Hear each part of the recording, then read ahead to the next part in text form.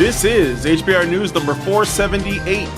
FEMA Supervisor under fire. Dad saves his family from Project 2025, where we discuss the news of the week and give it the Badger treatment.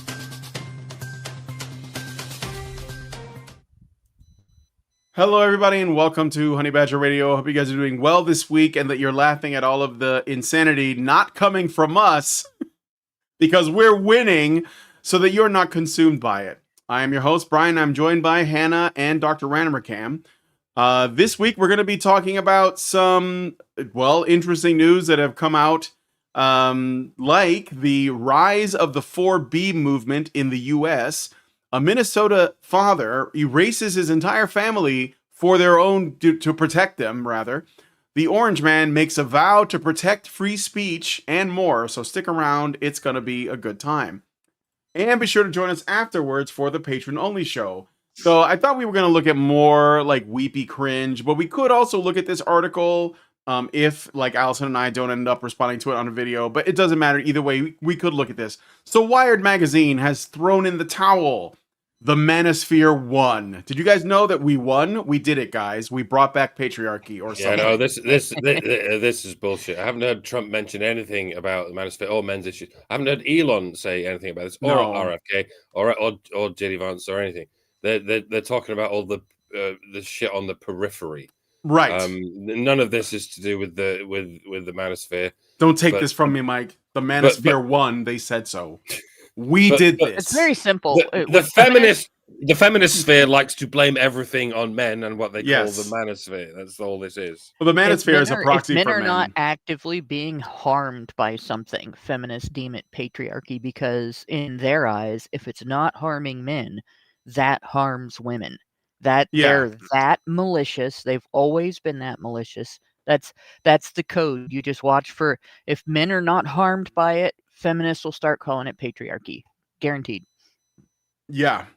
Well, we're going to talk about it or we'll look at more, women and men losing it online over the recent results of the election because they did not see it coming and they have no idea what life or reality even is now. So if you want to join us for that in the patron show, please consider becoming a Badger yourself by going to feedthebadger.com and setting up a monthly subscription. That's feedthebadger.com/subscribe. And that will give you access to all of the additional content like our patron shows and our various community activities like Allison's Writer's Room and so on, which is, often praised by the people who are in there. They like the community quite a bit. So hopefully we'll see you guys there. And if you don't want to wake up one morning to find yourself unable to find our content because we've been possibly yeeted from the internet, which may not happen now, I don't know.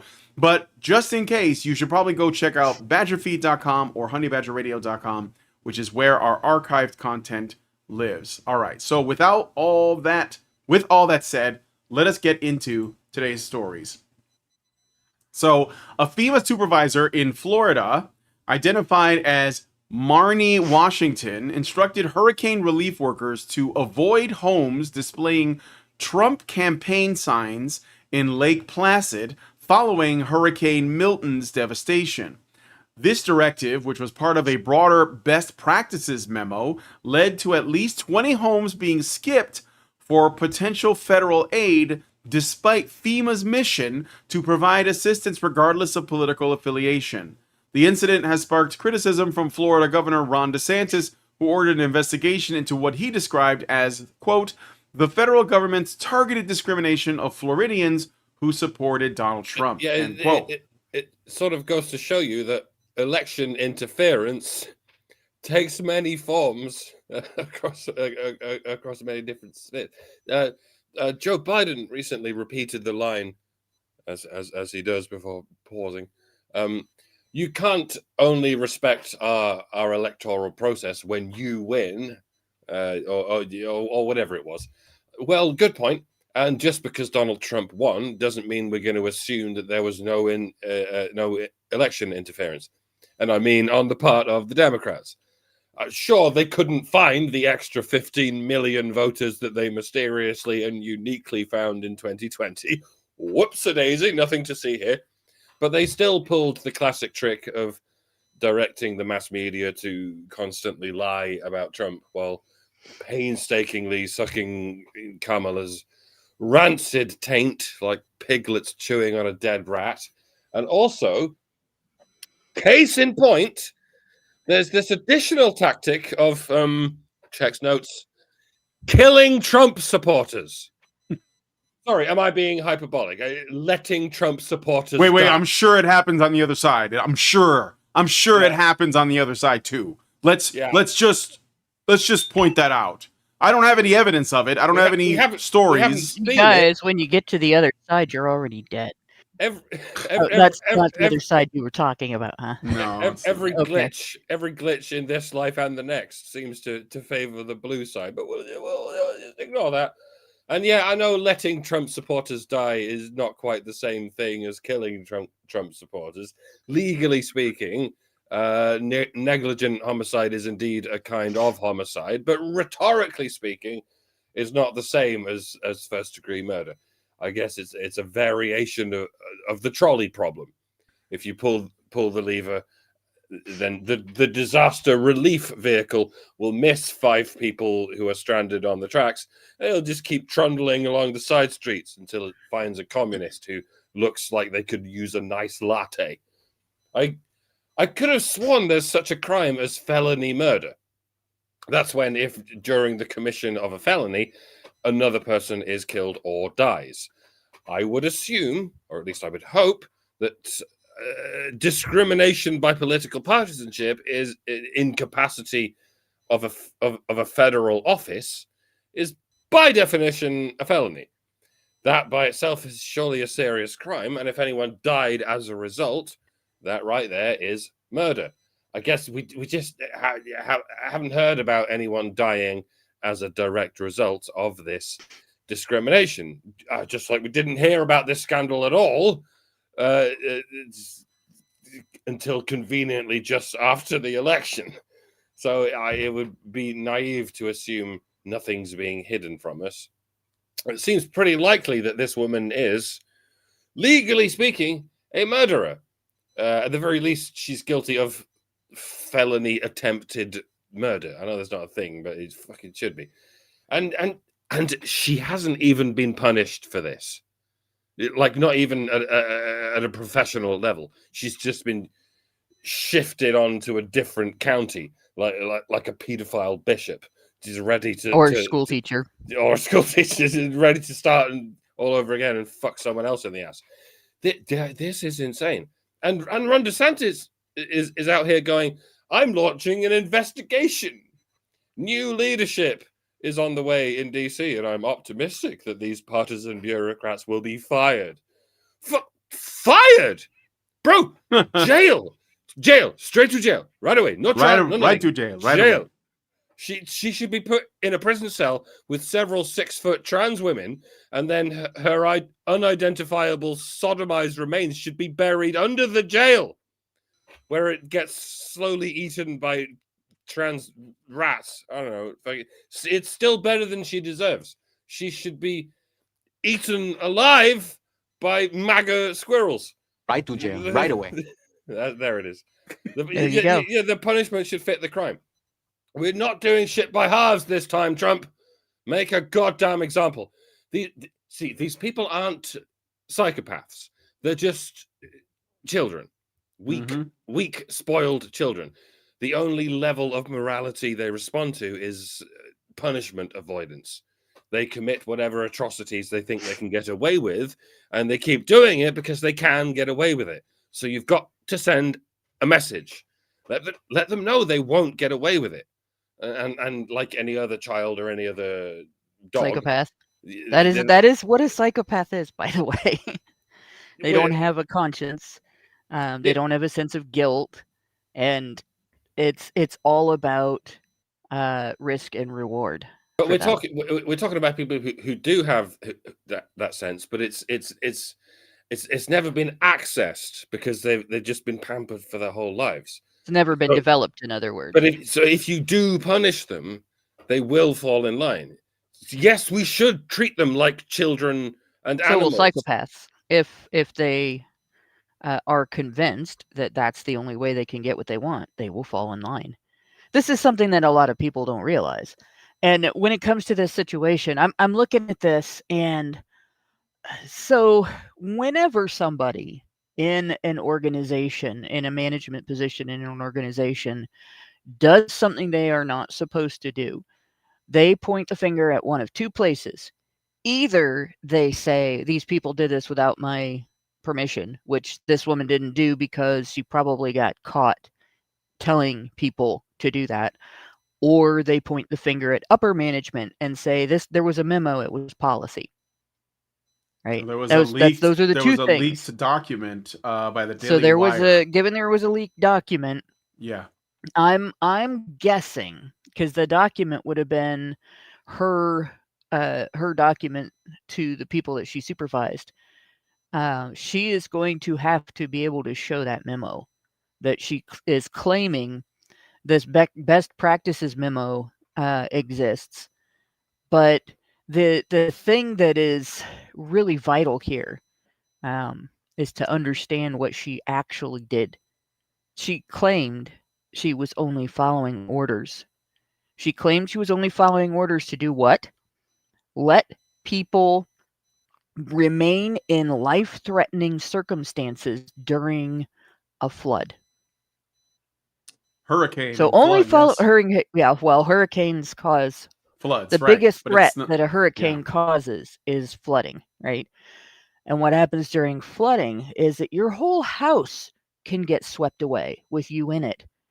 The structure can collapse on top of you in the water, and you can drown inside your house.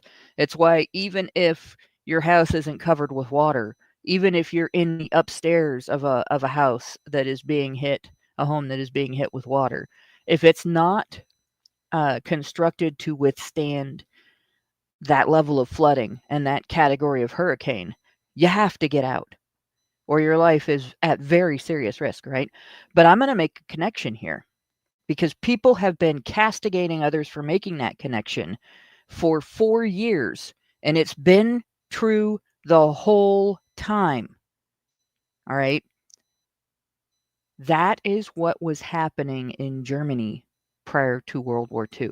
That is what was happening in Germany prior to any stories about Nazis taking over and beginning a systematic execution of people.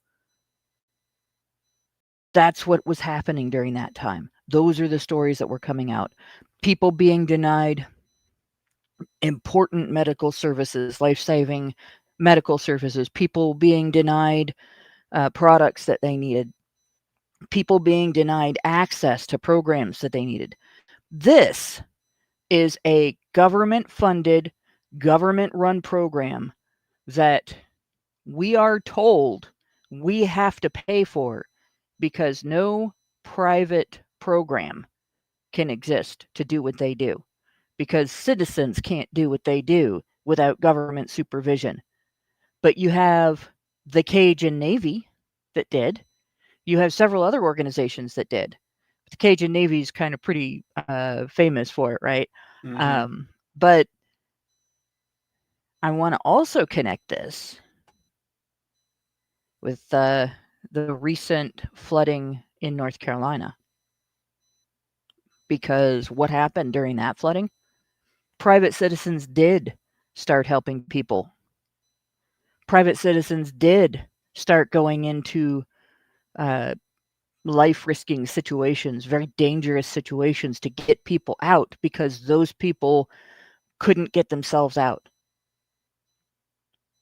And we started hearing stories coming out of North Carolina of government officials and government agencies telling them to stop or go to jail. Stop saving people's lives or go to jail. And now it's coming out that possibly, and my thinking on this is, it's more likely than not that she's telling the truth. That there was a memo that went around FEMA claiming that best practices would be to avoid homes with Trump flags, right? And they probably made it out like, oh, those people are dangerous. Don't go save them because they're going to shoot you or some stupid shit like that. There should be an investigation because it should be brought out. It should come out what kind of mentality was behind that memo, what kind of mentality was expressed in that memo, and what was used to convince people to allow their fellow human beings to possibly die in agony and pain and fear. People who made their lives missions rescuing people in those circumstances, right? We're told not to do it. Be like if somebody put out a memo for my company and said, well, don't go to any homes to take care of people with disabilities if they have a Trump flag, right? Let them fall down the stairs and die. Let them this or that. Like, are you kidding me? There's no way I would follow an order like that. I don't care if they had a Hitler flag. If they got a disability and they need help, they're still human. If I didn't like Trump that much, it wouldn't change what I did at my job. Right? This is the exploitation. And I will tell you this too. The people that go out and actually enter those homes and risk their lives and help people are not usually women. So men were being given these directives. Men were being exploited and potentially corrupted by these assholes who might later come back if they didn't figure out right away and actually follow the orders. If they didn't figure out right away, heck no, I'm not following that order.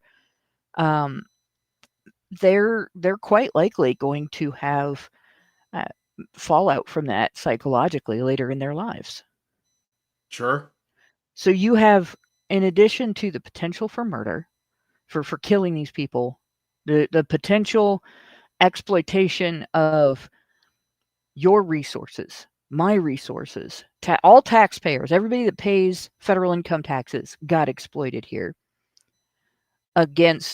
politically against a group of people on the basis of political disagreement in the same manner that we were taught the Nazis did to the Jews prior to them taking enough power to be able to start building camps and shit, right? And then you also, on top of that, have people in positions of authority and mentorship telling the people under them things intended to corrupt and discombobulate them and persuade them to do bad things that they would regret later on. Like, there is everything about this that makes the ANCAP point.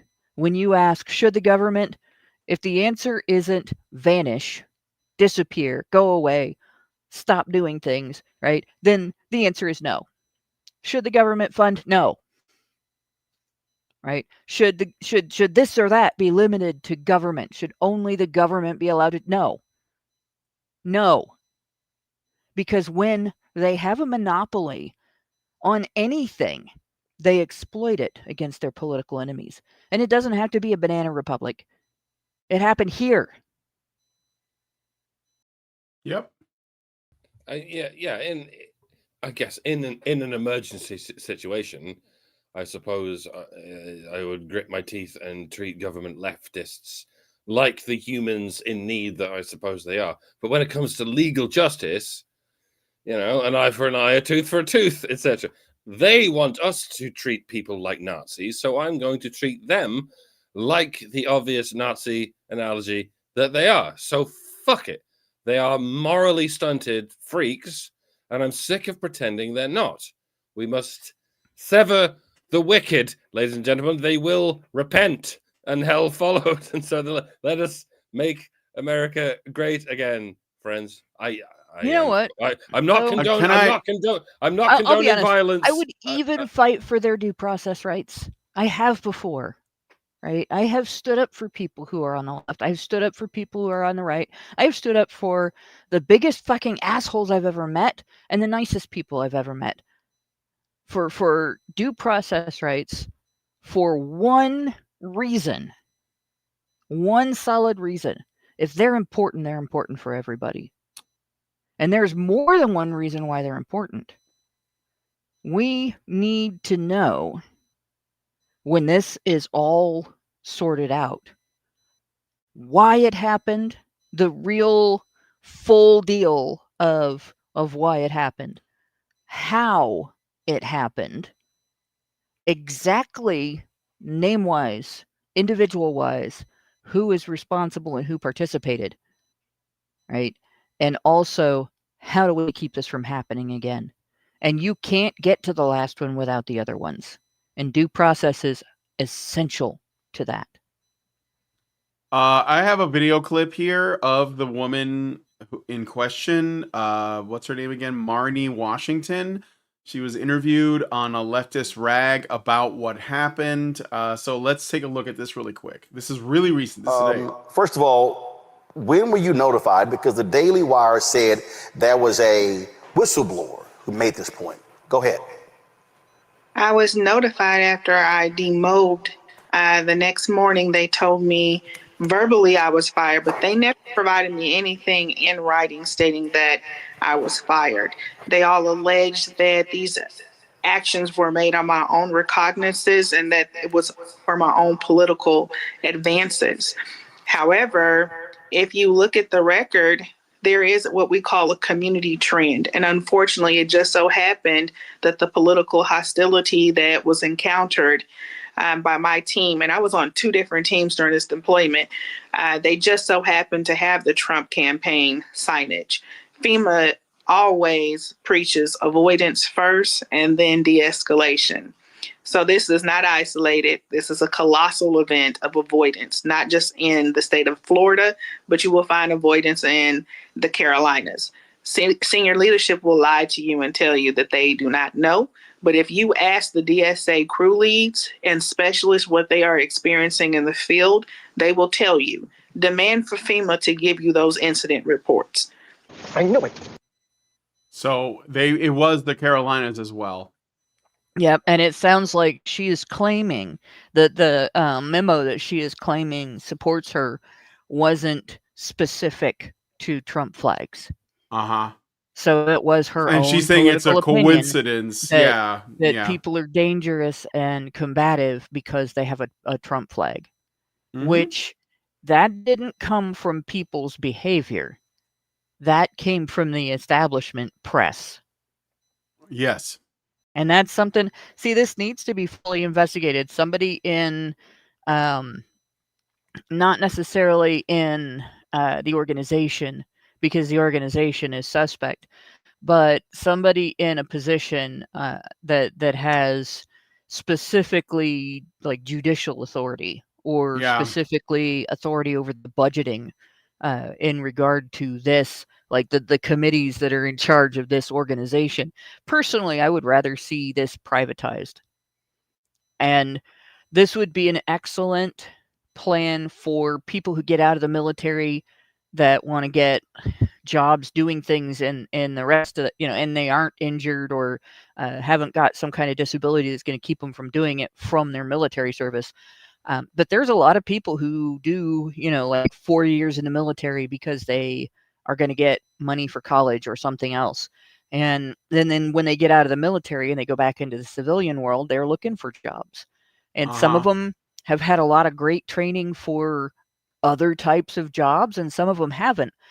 But an organization that's a non-government organization, it's not funded by government, it's not beholden to government, that just goes in and does stuff like this, that can take donations from the public, that kind of an organization, people would support that, first of all, because they supported the Cajun Navy, and the Cajun Navy kind of just formed spontaneously. So if an organization like that existed that could replace FEMA, people would support it. And yeah, I know we already have the Red Cross, but the Red Cross shouldn't be the only organization that does assistance, and they don't do everything that FEMA does either. So it would be very valuable for the public to band together and support an organization like that and not have the government be doing it, because clearly when the government is doing it, you get the bureaucracy tolerating stuff like this. and they only care about it. The only reason they give a rat's ass about this at all is because you found out. Yeah. Exactly. Well, we got to move on to the next story. So let us know what you guys think about this one in the comments. And let's get into the next one. This one is kind of dark, but I think it's important. So last week, a man in Duluth, Minnesota, killed himself, his ex-wife, or I'm sorry, his wife, ex-partner, and 2 sons in a horrific murder-suicide. After a police wellness check, Anthony Nephew, age 46, was found dead on a self-inflicted gunshot wound, along with his wife, Catherine Ramsland, and his 7-year-old son, Oliver Nephew. A mile away, the bodies of Nephew's ex-wife, Erin Abramson, and her 15-year-old son, Jacob Nephew, were also discovered. While on the surface, the 5 had a disjointed, albeit close family, Anthony had been growing increasingly distant, delving into the world of online conspiracy theories and the occult. He began posting cryptic messages online such as, quote, "Life is just a fantasy of your own construction, drawn from the lattice of your own experimental reality," end quote. He eventually grew paranoid and afraid of a possible second term for President Donald Trump. Taking to social media, he detailed his fears, stating, quote, "My mental health and the world can no longer peacefully coexist, and a lot of the reason is religion. I am terrified of religious zealots inflicting their misguided beliefs on me and my family. I have intrusive thoughts of being burned at the stake as a witch or crucified on a burning cross, having people actually believe that I or my child are Satan or the Antichrist or whatever their favorite color of boogeyman they are afraid of this week," end quote. He also stated his belief that Republicans have made leaving domestic violence relationships harder and made allusions to The Handmaid's Tale, stating, "Gilead, here we come." I wonder where he got that idea. Anthony previously had underlying mental issues and claimed to be a suicide attempt survivor. He also wrote a piece in the Duluth News, you know, the place the Duluth model is named after, Tribune, about mental health, and an excerpt of this article reads as follows, quote, "Mental health in this country is stigmatized, ignored, or treated as a burden for the individual to bear alone, with little help and less understanding. Americans deny they have mental health struggles because they have to, because they're told to, or because they don't realize their mind is broken. Finally, the synapses overload and they suffer a breakdown. For most of us, that's the best end result. For millions of Americans, a breakdown leads to suicide or homicide before suicide," end quote. And I'd like to add a couple things.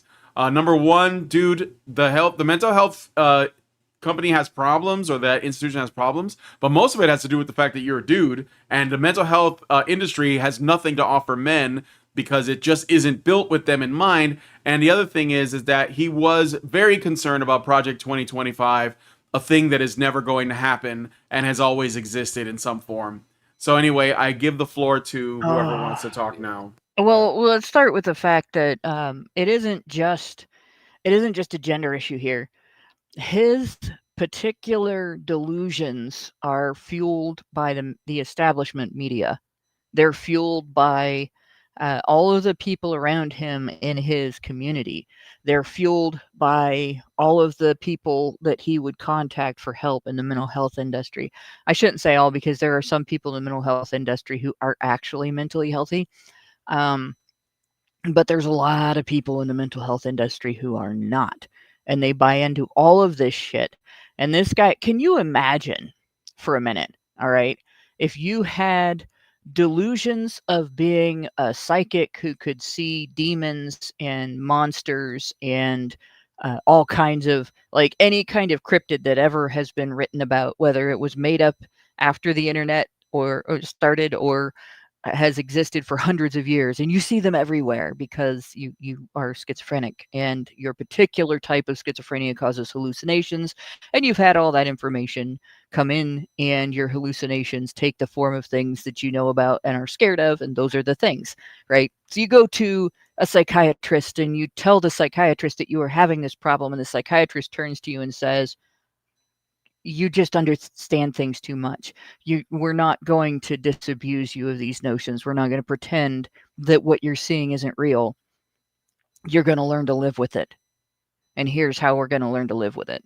right? That would be valuable if all of those things were real and you were really seeing them and they were really going to get you if you didn't learn to deal with them. But in his circumstance and in the circumstance I just described, that's not the case. Even if some of those things actually exist somewhere, nobody's ever found proof of them, right? Which means they're not going to get you, at least not in your normal everyday life. And the same thing with this project, the same thing that with this situation that this man is afraid of. He's afraid of things that will never happen to him. He's afraid of things that there is no evidence to back the argument that they are going to happen to him. And if he had gone for help, if he was getting help with this, the quote unquote help would be, all right, yeah, all your fears are real. Well, here's how we're going to talk about how to deal with them. When he could have been really helped by somebody willing to walk him back a little bit from that and say, hey, wait a minute, you can disagree with these things politically without panicking, okay? And at that point, that might have deviated him from this path. It's very much the same as the Texas mom in the 90s who drowned all 4 of her kids because that would keep them from getting old enough to be culpable in the eyes of God for sin, and therefore they couldn't go to hell when they died. And that was her real logic. Right? A doctor could have helped her. Her husband begged for help for her. She begged for help. And there was this mentality that she can't be crazy because she's a mom. She can't be too crazy. She can't need help that much. She can't need to be institutionalized. And so they didn't help her, and her kids are dead. And they didn't help this man, and his whole family is dead.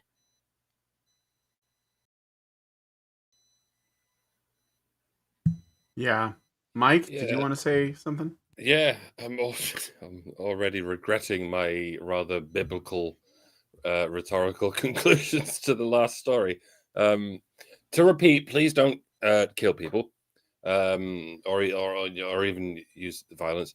Just enact serious punishments on those who do killing or violence, mental health or no mental health. And again, what we're dealing with here is someone with some rather familiar talking points. That stuff about the Handmaid's Tale. Yeah, and it's not just Margaret Atwood who's to blame here. That book would have been lost and buried in the sands of time were it not for the maelstrom of bigotry into which it dropped. Or should I say female-strom of bigotry? Is this really a matter of mental illness? I know the obvious answer is yes, but it begs the question, just how many lies, how much, dare I say, misinformation can a person be subjected to before their actions can be attributed to that misinformation? Can a mentally healthy person be driven to these kinds of atrocities just by being lied to? The answer to that is also yes, rather unequivocally, in fact. It's how they get soldiers to fight wars. Well, principally the draft is how they get soldiers to fight wars, but more often than not, that's not enough. If you want to instill a killer instinct in an otherwise ordinary person, you need lies or propaganda that people believe and understand. As was discovered in the First World War, men are actually rather reluctant to fire at people if their life is not in danger and they have no idea what they're even supposed to be fighting for. If you throw 2 ordinary men together and tell them to kill each other, they'll just go, no, I can't do it. I don't even know this man. And even if I did, I can't just take a human life. It's extraordinarily difficult, like psychologically. I mean, I still cringe about embarrassing things I said 20 years ago. If I take someone else's life, I'll never get over it. But this all changes if you've been conditioned to believe that the man you're fighting is in some way not human. And it's rather harrowing how easily people are convinced of such things in the age of mass media.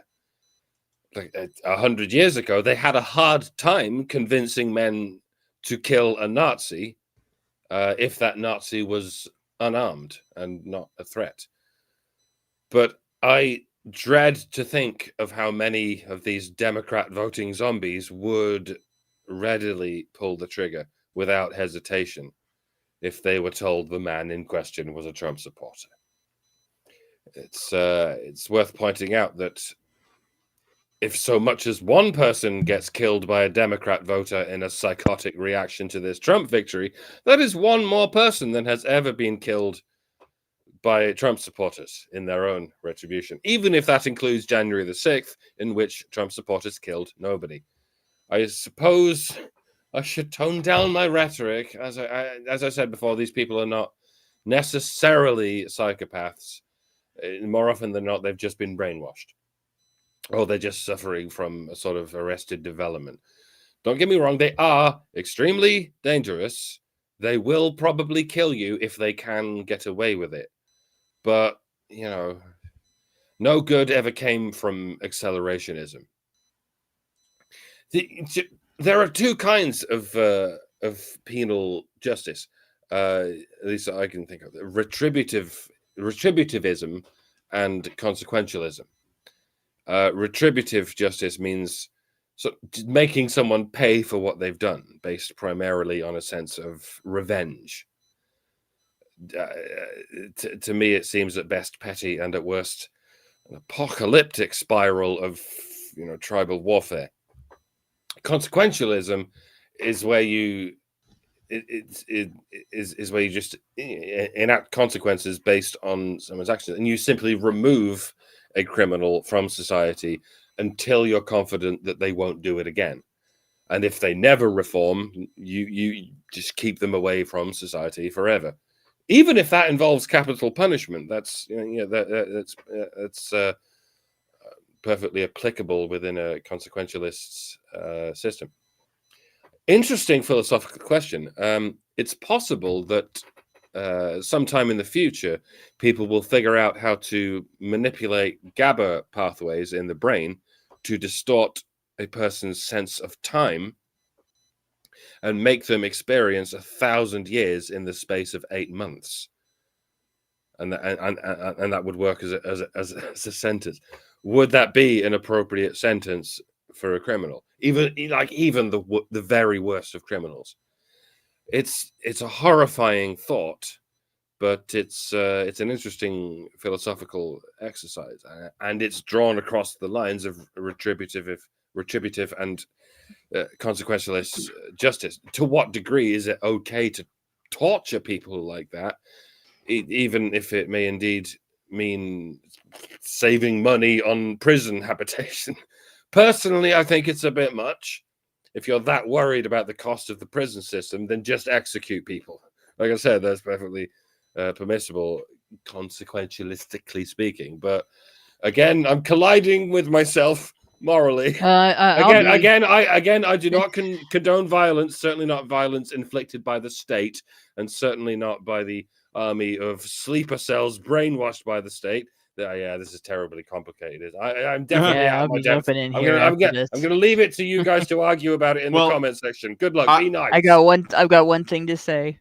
Human beings, in general, human beings start out equally valuable, and we end up equally valuable because we all end up with varying degrees of disability when we get old.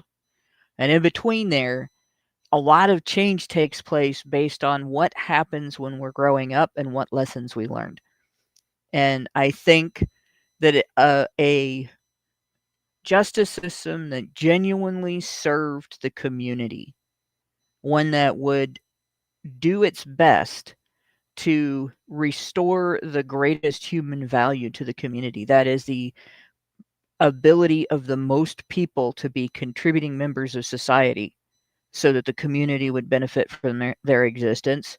Its most important function would be to bring people back to a mentality of service to the community and being a functional part of the community where they're able to live without being at odds with the community.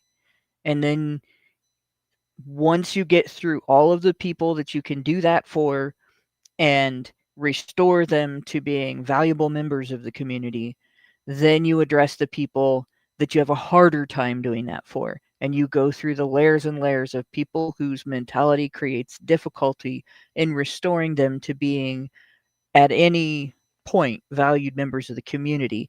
And you get, at the end of that, to a small group of people that are beyond human capability of helping them.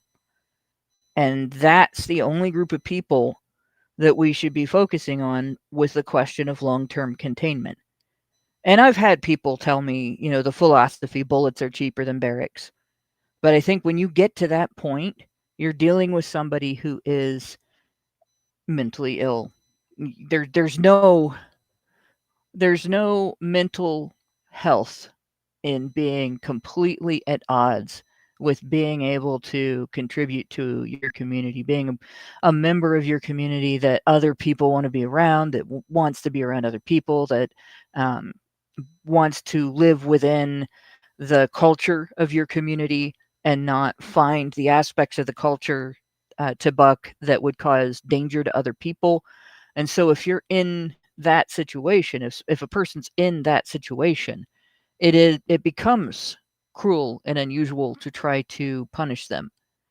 And that's where prisons should represent, if not mental health facilities, then containment facilities for people who cannot be helped.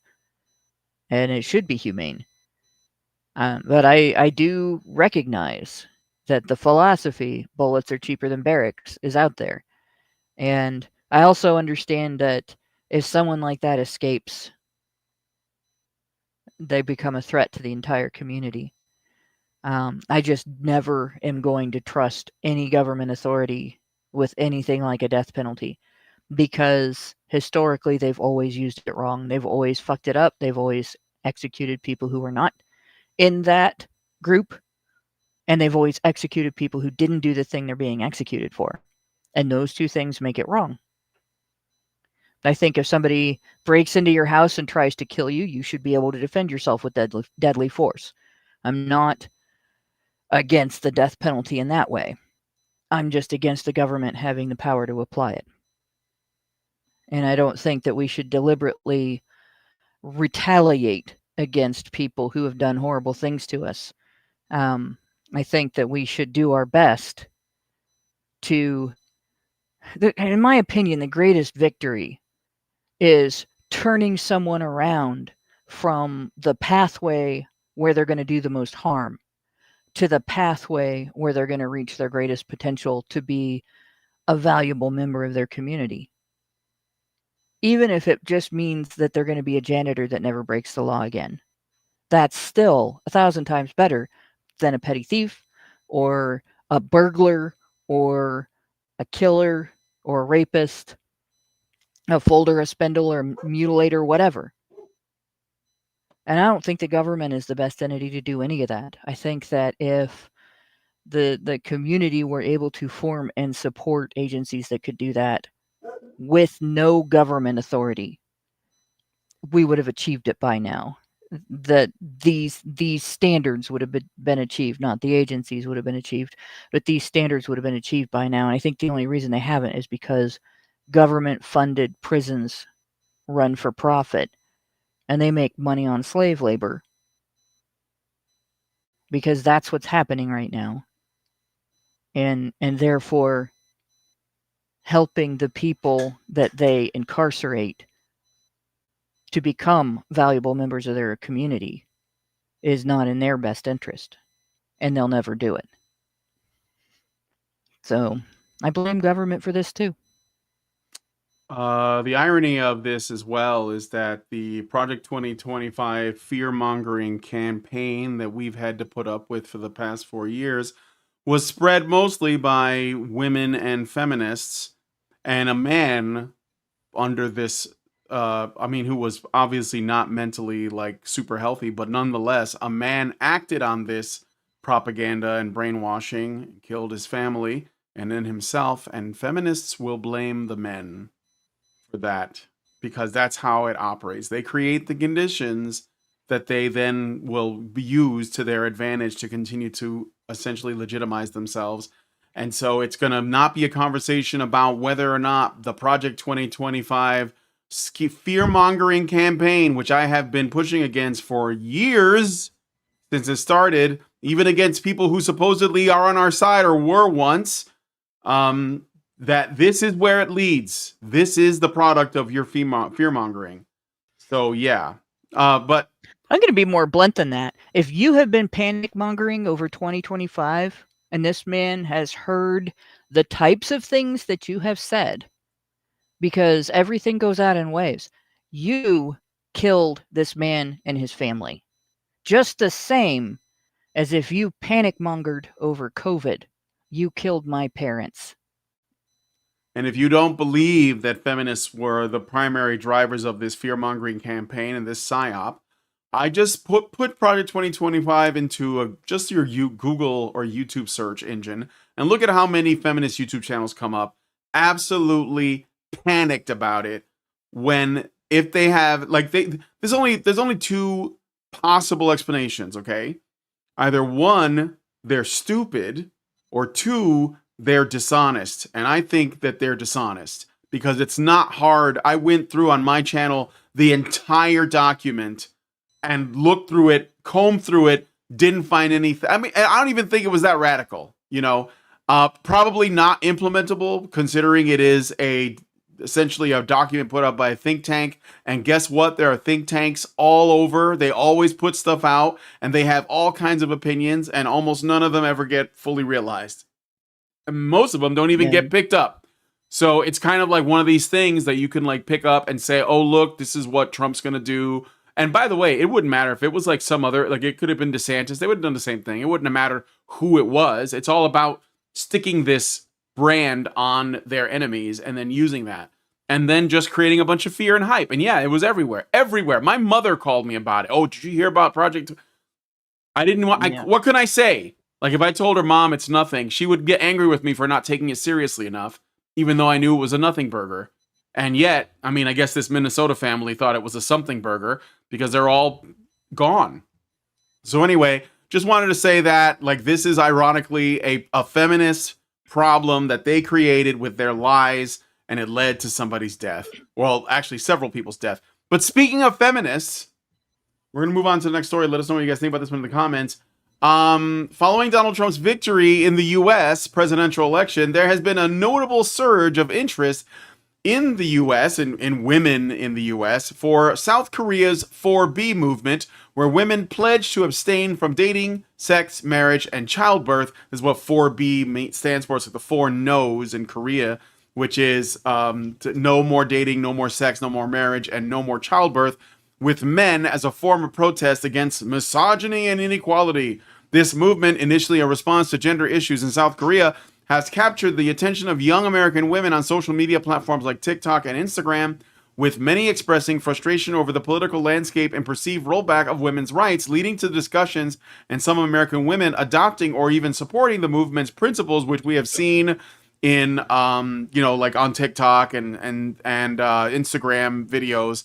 We deserved 2B, but we got 4B. But I wanted to add one thing to that. 2B is a character from Nier Automata. And I think that that's what we're going to get. I believe that Elon Musk promised us this. But one other thing I want to add to this to show you just how absolutely insane and entitled these women are. So one of the things that drove them to do this 4B thing was this very viral audio clip of Nick Fuentes, notorious troll online, who I don't really have a problem with. Well, yeah, probably a gay fed. But point is, he trolls people online, and he basically said, "Your body, my choice." He was basically talking about how, you know, the Trump victory means that women are not going to get their abortions. And of course, women, because they cannot tolerate the notion of anybody criticizing them in any way or trolling them for that matter, they got so angry that that's part of what caused this 4B movement thing to sort of get picked up in the United States. But they also, within hours of this, and this is something that I was going to make into a story, but I decided to just tag it onto this one, they doxed his address and they posted it online, and then a woman went to his house, to his address. We don't know why, because she got pepper sprayed when she got there and like kicked down the stairs by him. And now they're calling for like legal action. And the reason why I'm bringing this up, so I mean, we can talk about the 4B thing. It's obviously like, it's not great because it will, these people are just going to become more miserable, more disdainful, more vengeful, and more resentful, and they're going to cause more problems.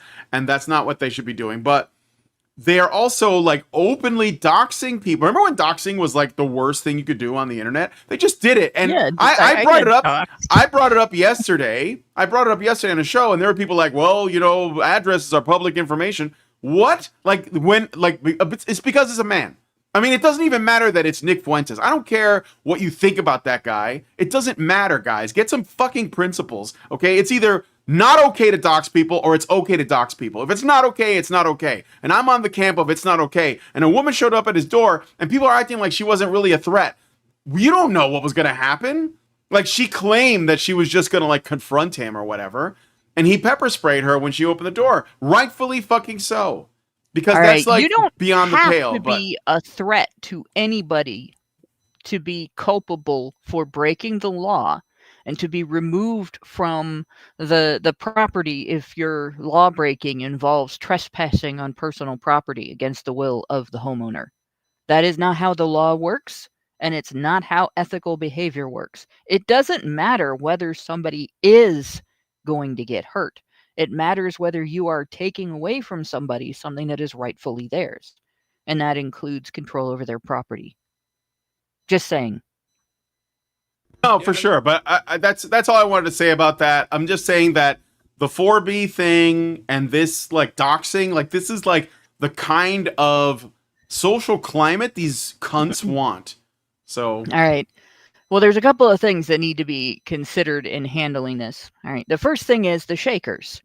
Right. And people are going to be like, what the fuck? How is this very, very conservative Christian movement of old in any way related?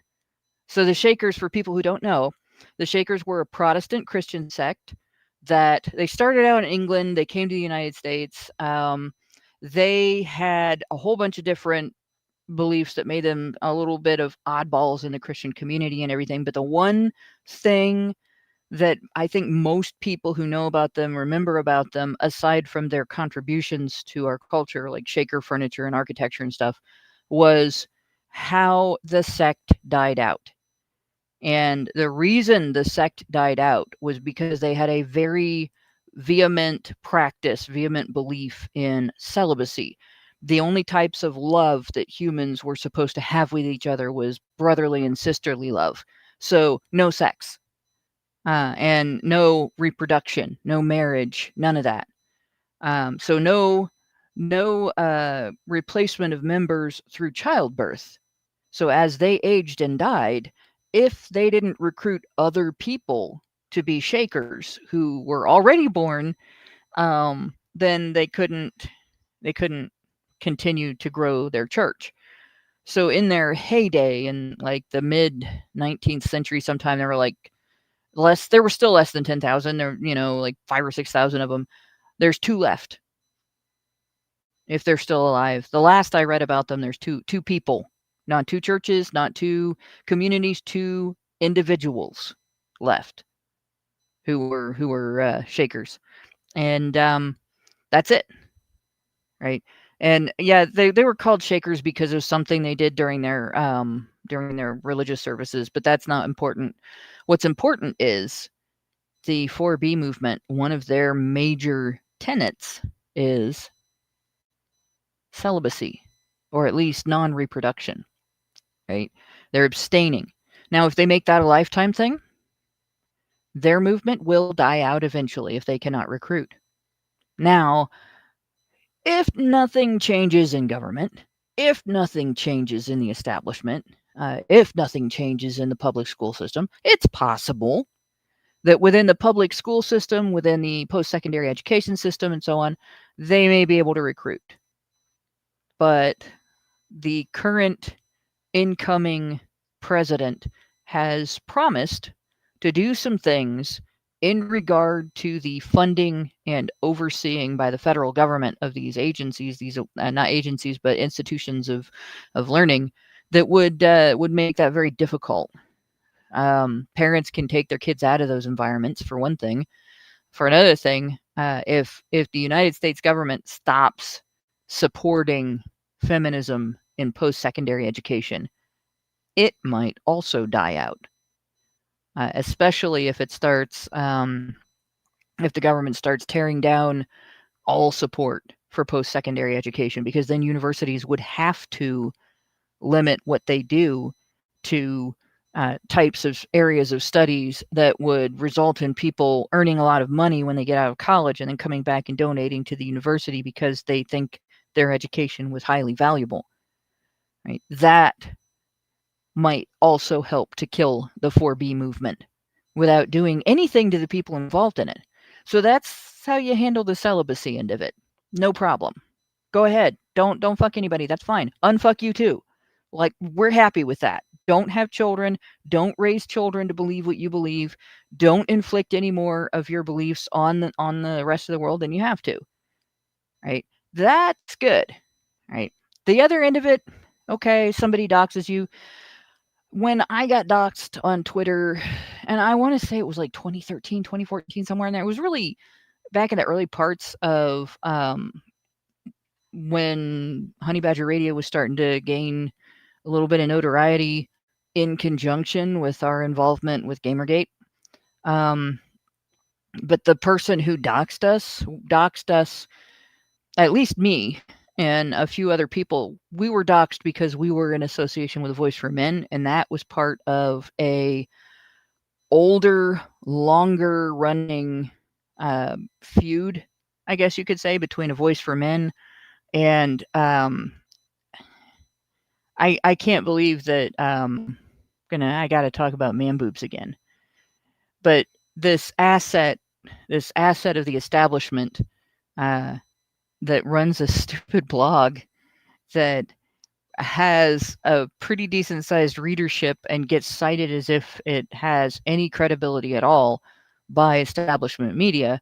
He used to call it man boobs. Now he calls it We Hunted the Mammoth. And the guy's name is David Futrell. And he's like, among dipshits, he's like King Dipshit from the planet Dip Hole.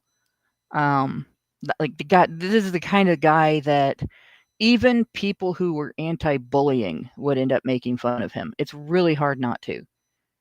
Because he really is just an absolute dipshit. So it's easy for them to exploit him because the guy is never going to be popular in his entire life. And if he seeks popularity, the only way for him to get it is to do shit like this. So I was sure it came from him. Right? And I'm still to this day sure that whoever did it was influenced by his blog. Even though he claimed no involvement whatsoever. But in any case, I filed a police report, and the police came back later and said they couldn't do anything. Brian found a picture of him. Look. Yeah. Oh my God. The sad thing is that he doesn't actually look better than that. So it's really not... Oh no, this is the 4B movement personified in one image. In any case, I filed a police report, and like I said, they came back, they said couldn't do anything. But interestingly, after a few of us did that, I did that, and Jack Barnes did that, because when he was doxxed, they published the location of the kindergarten his daughter attended. They threatened a 5-year-old child, right? Because her dad said that fathers are important in their families. And so her dad went to the cops and was like, hey, they're threatening my 5-year-old child. And my understanding is that he got more done than I did. But they also sent beheading videos to a couple of the guys from A Voice for Men from back when videos from Al Qaeda beheading people were coming out, and said things like, "This should happen to you." The kind of threatoids that Anita Sarkeesian could make $1 million on if that somebody sent them to her. But nobody ever sent her anything nearly that bad. So she only made $500,000, not even that, on her threatoids. But we didn't capitalize on it. We all went to the cops, right? And everything that could be done was done. Anytime a person could be identified as having sent an actual threat or doing anything that they aren't supposed to do under the law, anything that was actionable, action was taken. And that's the best way to handle the situation. You prepare to defend your home if you have to, and hope that you don't have to, because it really sucks to have to remember doing something violent to another person. You never forget that, by the way. You never forget the look on their face. You never forget how it feels to be the person who is hurting another person. It doesn't go away. You will have nightmares about it. But hopefully you won't have to do that, because hopefully when you take your information to the police, it'll stop. The problem will go away, and you will not have to defend yourself against another person attacking you. But in any case, that's my 2 cents on it. And by the way, as long as it's still law, it's a law I don't approve of. I don't like the way that it's written. I don't like the way that it targets men and exempts women from accountability, the way that it fails men by exempting women from accountability. But the Violence Against Women Act addresses doxing. It always has, ever since that it started including electronic practices.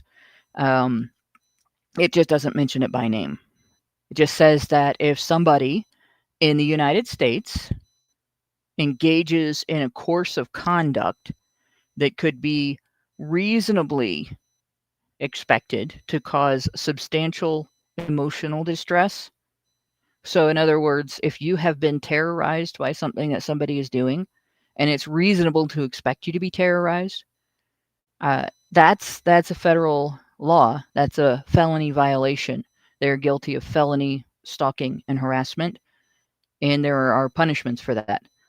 They're not all that severe, but there are punishments for that. So if you are dealing with that kind of thing, you find those sections in the Violence Against Women Act that address cyber stalking and cyber harassment. You take a copy of that with you to the police station. You file a complaint.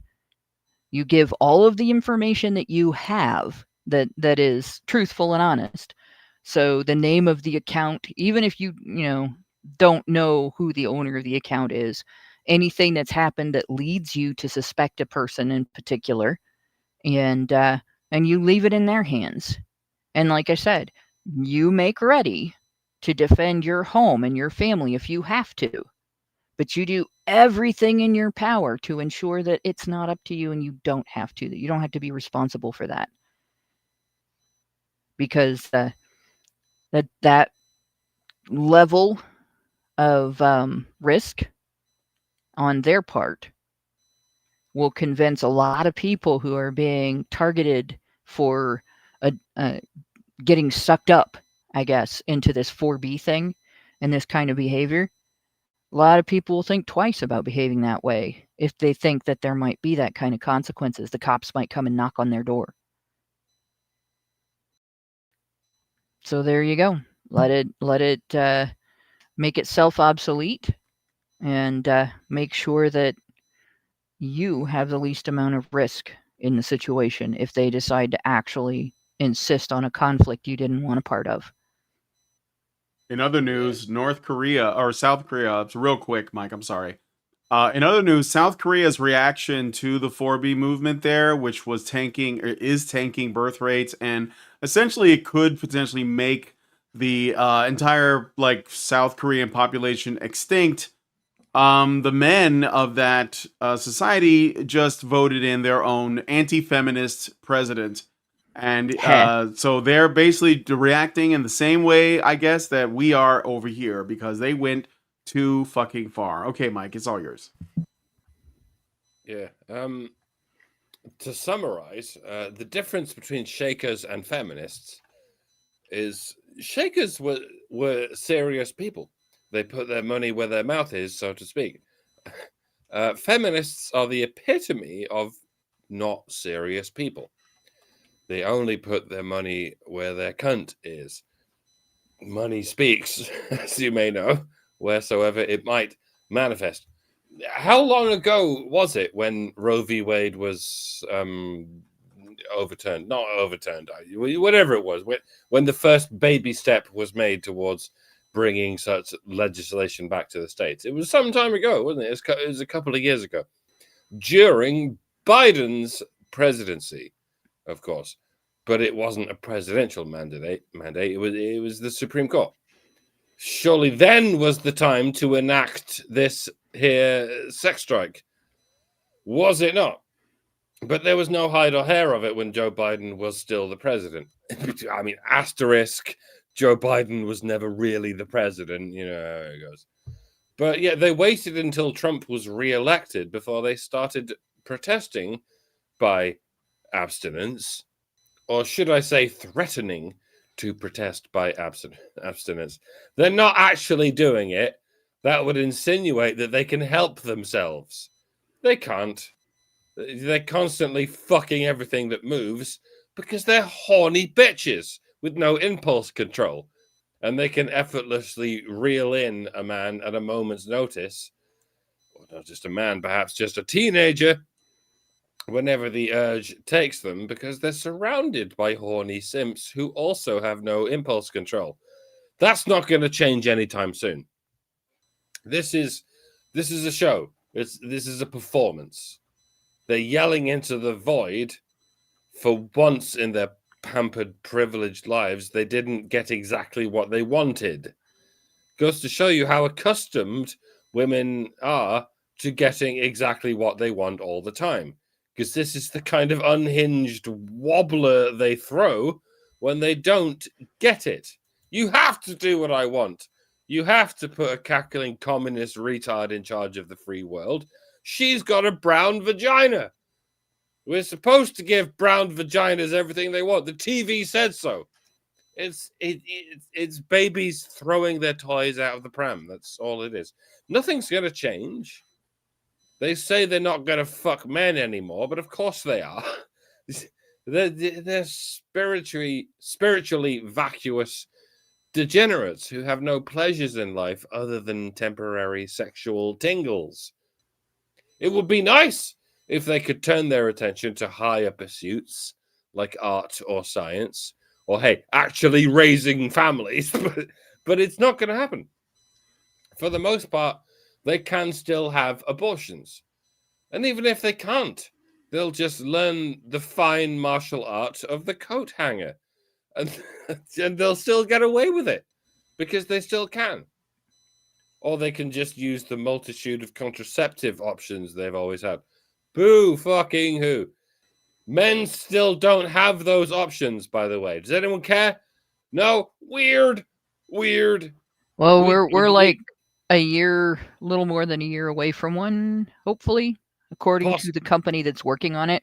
It'll be called Plan A, and it'll make women's birth control a non-issue for you because it's vasogel. Hopefully. But in the meantime, we just have to find a woman who has the wherewithal to use prevention on account of it being far better than the cure. Oh, and people who are not dribbling communist retards will just carry on as normal, like having babies and whatnot, while you baby murdering control freak dickheads will eject yourselves from the gene pool, and nothing of value will be lost. I mean, it's sad that this might contribute to a continuing lowering of native birth rates. But fuck it, as long as we're also culling the influx of immigrants, It just means we can bring the population to a sustained decline, and we can finally enjoy a subsequent lowering of house prices and all other prices. Sorry, folks, but that's how it works. If you want to reverse the effects of inflation, it's remarkably difficult, and this is the only way. Lower the supply, and you lower the demand. I, for one, welcome our new overlords, namely us, the men. I will. The men, Yeah. the men who actually contribute to the system, rather than constantly demanding more and more from it while supplying nothing, not even children. So, yeah, sorry, ladies. Go ahead and eat my balls. Or rather, don't eat my balls. Enjoy eating an ultra-processed vegan substitute for my balls. Enjoy not enjoying yourself. Be offended. Get mad. Stay mad. Die alone.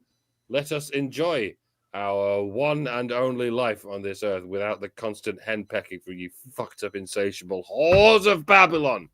Mic drop. Yes, but don't drop yourself, Mike. Do not Okay, drop Mike. so Have we read Super Chows? I'm about to. I got a Oh, Rumble okay. rant, and I got some Super Chow. For some reason, they didn't show up in the feed, but I'll read them. So I'll start with the Super Chows, then the Rumble rant, and then we'll move on. So Richard Bier gives us $5. Thank you, Richard. Sorry for not seeing it until now. And says the closest comparison would be the debacle with Katrina in 2005, where the local government was refusing all kinds of material aid because it didn't tick all of the various boxes as being suitable for the area and demanding cash that government officials could skim their particular cuts off of. One notable story was about some politician who had rescue personnel waiting for him so he could retrieve an amount of cash that he had stashed in his freezer. The delay led to that vehicle getting stuck during the evacuation process. We had good reasons to pass by those homes or houses. It was because we felt uncomfortably unsafe approaching them. Then he gives another $5 and says, too much of this is due to the fact that there is no community, but rather a huge collection of my communities or my people instead of all the people mindset. Mhm. Yes, that is correct. Albatross gave us $5 and said nothing. If you meant to say something, put it in the normal live chat, and I'll see if I can find. You can tag at Badger Livestream so we see it. And then Meredith G gives us $5 and says, HBR News 478, the kind of women who would adopt 4B really shouldn't be breeding anyway. And they're not going to have a problem getting laid if they want to. I know some people are like, oh, they're like femcells. No, if they want to, they're going to get laid because there's some simp everywhere. There's a simp born every minute that's willing to do it. But you're right. They shouldn't be breeding because they shouldn't be raising kids. Well, if they don't, subjecting children to those women is child abuse. Yeah. I mean, if they're going to say that they don't want to have kids, I'm not going to stand in the way. And then NobaFan21 gives us $1 and says, just a reminder that the feminist hashtag kill all men is just a prank, bro. But one guy saying your body, my choice means all men have to take accountability and they wonder why we think they're crazy. Yes, that's exactly what it is. So anyway, thank you for the super chats and super chats. Sorry for missing them from before, but I did get to it. So we're going to move on to the next story. Let us know what you guys think about this one in the comments. All right. So are we back? Donald Trump, during his 2024 presidential campaign, announced plans to reform what he perceives as censorship in the U.S., targeting government agencies, universities, and tech companies. By the way, before people say anything, only specifically those with which he has authority over, which is namely federal, like the federal initiatives and the federal funding. So don't get it mixed up. He's not calling for censorship. That is outside of, like, essentially just not, he's actually doing the opposite of that. His proposals include banning federal money for labeling domestic speech as misinformation, firing federal employees involved in domestic censorship, and cutting federal funds to universities that engage in censorship activities, emphasizing a strong stance against what he terms the censorship cartel. And I have here a 6-minute video. I'm going to play the whole thing. Let's not talk over it. Just let it play. And then this was shared by Robert F. Kennedy Jr. Some lefties were coping and saying that it's not real and that it's a fake video, but it's not. It is real. Robert F. Kennedy Jr. shared it. You can find it on Facebook and Twitter. And I'm going to go ahead and play it. It's just his plan for this. And I thought it's promising for a number of reasons, but let's listen to it, okay? If we don't have free speech, then we just don't have a free country. It's as simple as that. If this most fundamental right is allowed to perish, then the rest of our rights and liberties will topple, just like dominoes, one by one. They'll go down.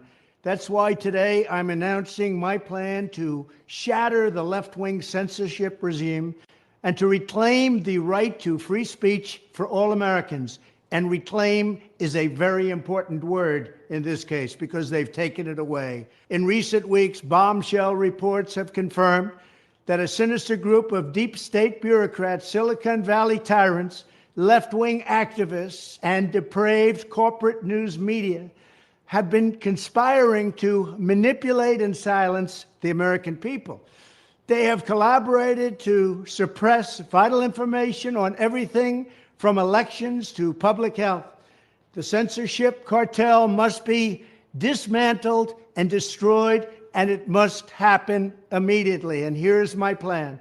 First, within hours of my inauguration, I will sign an executive order banning any federal department or agency from colluding with any organization, business, or person to censor, limit, categorize, or impede the lawful speech of American citizens. I will then ban federal money from being used to label domestic speech as mis- or disinformation.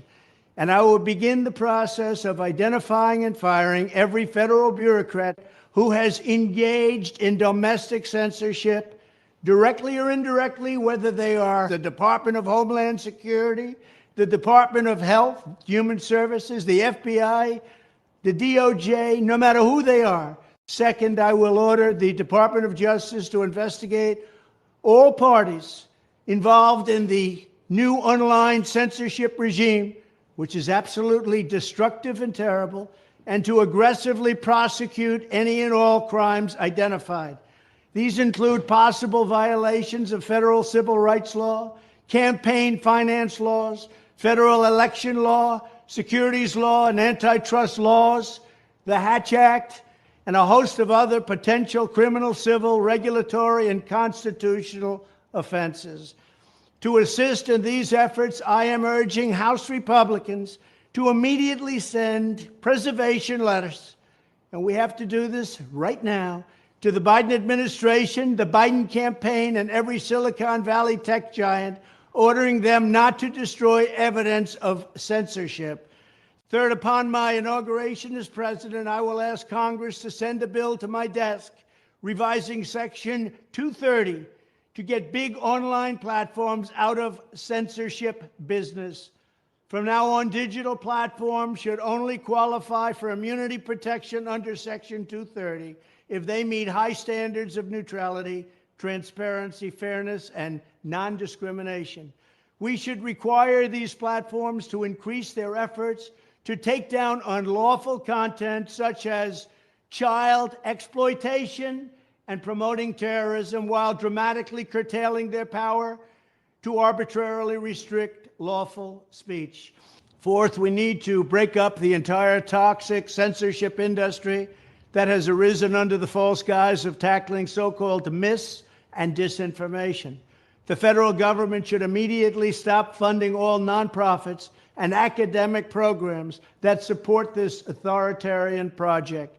If any U.S. university is discovered to have engaged in censorship activities or election interferences in the past, such as flagging social media content for removal of blacklisting, those universities should lose federal research dollars and federal student loan support for a period of 5 years and maybe more.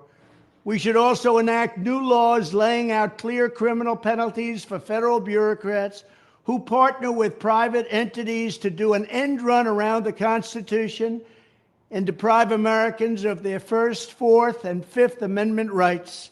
In other words, deprive them of their vote. And once you lose those elections, and once you lose your borders like we have, you no longer have a country.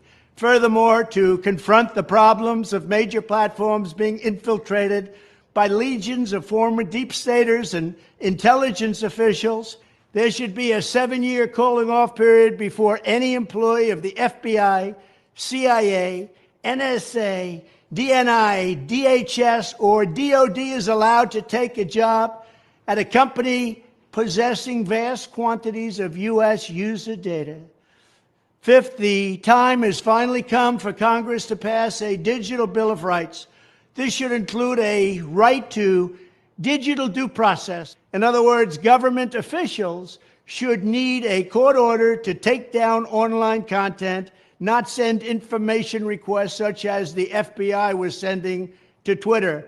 Furthermore, when users of big online platforms have their content or accounts removed, throttled, shadow banned, or otherwise restricted, no matter what name they use, they should have the right to be informed that it's happening, the right to a specific explanation of the reason why, and the right to a timely appeal.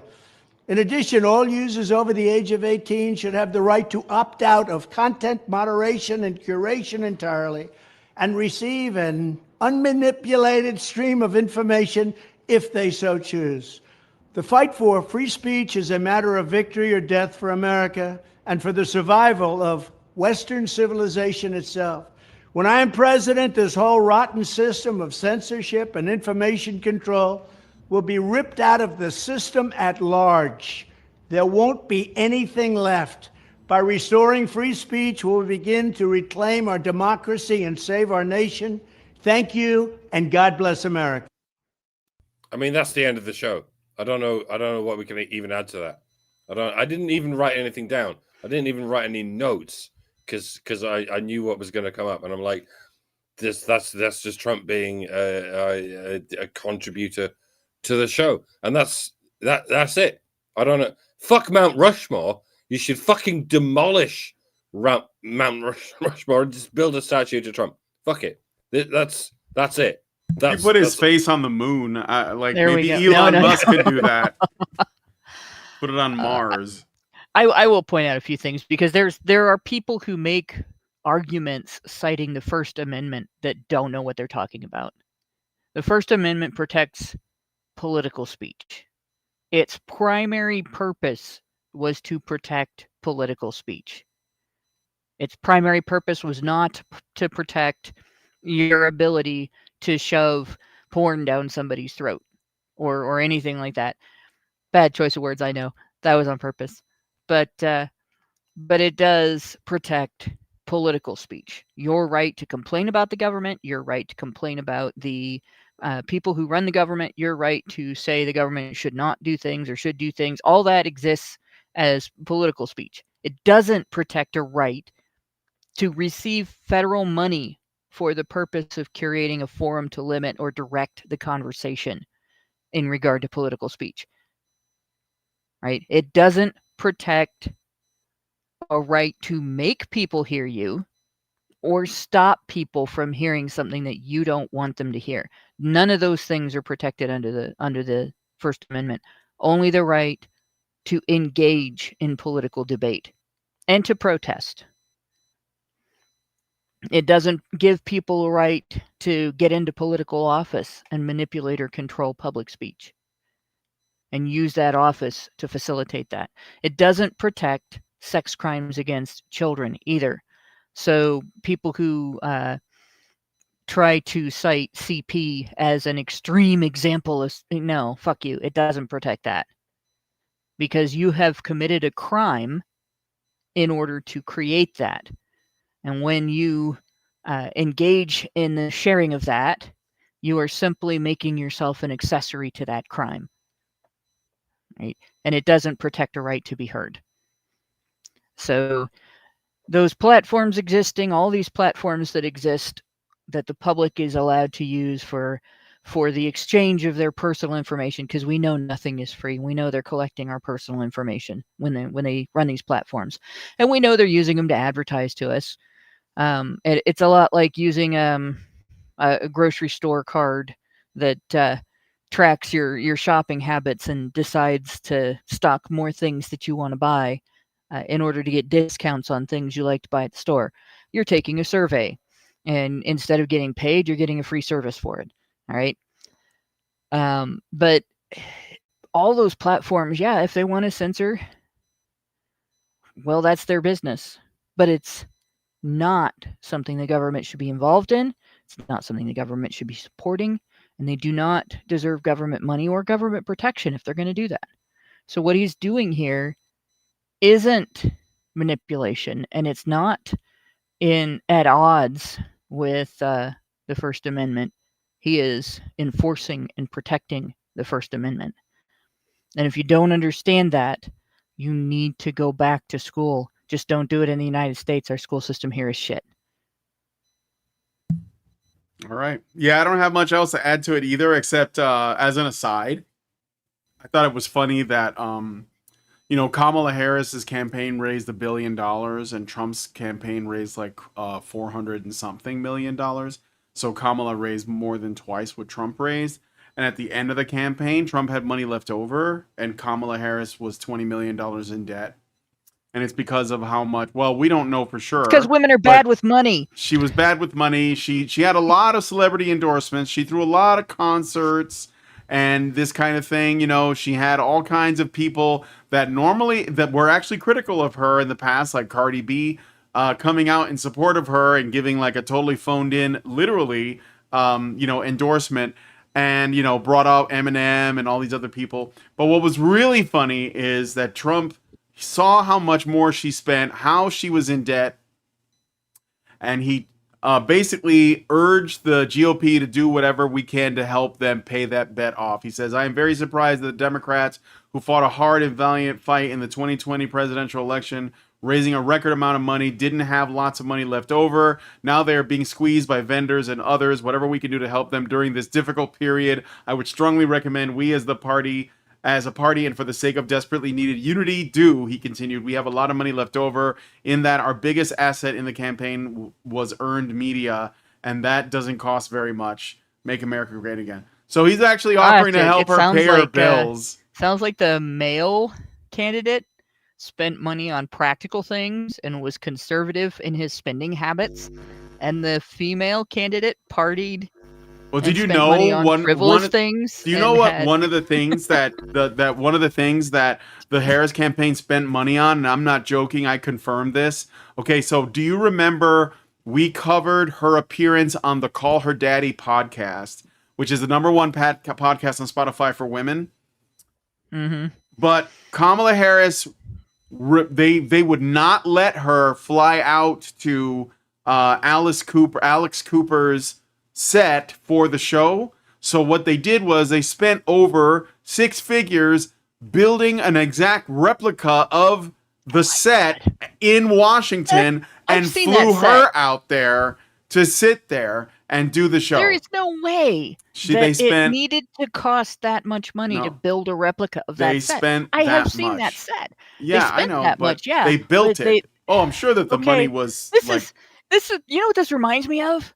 This reminds me of military spending and the $6,000 screwdriver. And this is the reason, and this is the reason, by the way, that she did not end up going on Joe Rogan, because Joe, he didn't say this, but it was confirmed by another source, because Joe wouldn't come out and say it because he's a moral coward. What was come out in the other source is that they were basically saying, we'll have you do the thing with Kamala, but you have to fly out to Washington and we're going to build a replica of the Joe Rogan podcast set and you're going to sit there and do the thing. So yeah, no, I wouldn't I think it's hilarious. Like I think it's hilarious, but when it comes down to it though, it really is like Kamala Harris spent money on frivolous things and Trump spent money on practical things, and Trump ended up with money left over, and Kamala Harris ended up maxing out her credit cards, right? Yeah, well, everybody else's political credit cards. But here's something else to consider, okay? How many $6,000 screwdrivers did she buy? Was it just in that one instance, or are there a whole bunch of other instances where there are people who got paid way more than that service normally would cost, and what was the bribe for? Oh yeah, no, they totally overpay for shit. Who knows? I mean, Oprah got a bunch of money for the endorsement. See, Eminem got a bunch of money. Beyonce got money. I see a lot of this going out to celebrities that are kind of on the public suspect list for hinky things going on in establishment media, in Hollywood, and television, and music, and in these industries. And I'm not just talking about the communist networks within those, and I'm not just talking about like the progressive Democrat networks within those. Like, there's a lot of people within those industries that are suspected to be involved in child trafficking and some other very serious crimes. So I think there should be an investigation into how the Harris campaign spent every penny. Every penny should be accounted for, and every service should be accounted for. And in addition to the pennies and the services being accounted for, what is normal to pay for those services, and any difference between the norm and what was actually paid should be accounted for. Why the difference? Why did you charge this much more? Because I'm concerned that it wasn't just money laundering, but paying people off, specific sets of people off with the favor of, I'll hire you to do this thing, and you'll keep your mouth shut about Kamala's involvement in whatever criminal dealings, maybe covering up for any other money laundering, maybe covering up for other crimes. Trump's being a nice guy here and everything, but the Democrat Party is historically corrupt and historically associated with, how do I put this? I guess professional criminal networks, organized crime. And so, and it's not just one. Like, I could say, the KKK, and that's true. Or I could say the mafia, and that's true. Or I could say any number of gangs by name that people are familiar with, and that would also be true. But organized crime in general.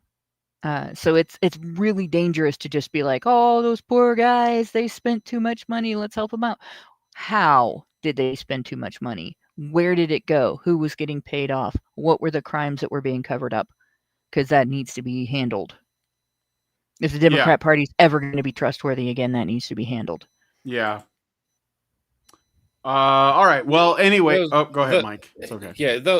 Well, my first theory, those $20 million went to Ukraine. And you can't see the air quotes that I'm doing with my fingers, but you know what I'm doing with the air quotes. At this point, everyone knows went to Ukraine means went directly into Kamala Harris's pocket, and 20 million is a low ball. To be perfectly honest, I think it's more like $200 million. And for what it's worth, my second theory is that wasn't Hunter Biden's cocaine. I will leave you with that bombshell. Oh my God. Havoc says in the chat, my high school teacher worked for the Defense Logistics Agency in his youth. They ordered a 3-inch paperclip, but it was misread, and they were sent a 3-foot-long paperclip. It cost the taxpayers thousands. Like, can you imagine how much had to be done? It wouldn't just be that much metal had to be acquired and molded into. They had to have created the machinery and everything to do that, because there's nothing that would get used for, and so there's nothing that would have been in place in terms of infrastructure to create something like that. It all would have had to have been made from scratch. That's insane. That's one of the reasons why I'm anti-government. Oh my God. Yeah. What a stupid mistake. I got a couple of super chats and Rumble rants I'm going to read out, and then we're going to end the show. So, Zeranx gives us $2 and says, I can't wait to vote for Trump. Then I got a Rumble rant from NovaFan21 who gives us $1 and says Trump should offer Kamala Harris and her campaign jobs at McDonald's to pay off her debt. Damn. Albert Nader Retro gives us $5 Canadian and says Trump is the DM that runs fair games but gets screwed when he plays. All right, so we're gonna go ahead and head into the patron show now. Talk about meltdowns. Maybe look at this article, the Manosphere 1. You know, if there's time, I think it's funny. Or we'll just look at more videos of women screaming and crying and showing their like I said, their mental breakdowns online. So if you want to join us for that, please go to feedthebadger.com and set up a monthly subscription. It's feedthebadger.com/subscribe. And hopefully we will see you guys there. So thanks so much for coming on the show. If you guys like this video, please hit like, subscribe if you're not already subscribed, hit the bell for notifications, leave us a comment, let us know what you guys think about what we discussed on the video today. And please, please, please share this video because sharing is caring. Thank you so much for coming on today's episode of HBR News, and we will see you next Tuesday. Men's rights activists are machines, dude. Okay? They are literal machines. They are talking point machines. They are impossible to fucking deal with, especially if you have like a couple dudes who have good memory on top of that too. Holy shit, you're fucked.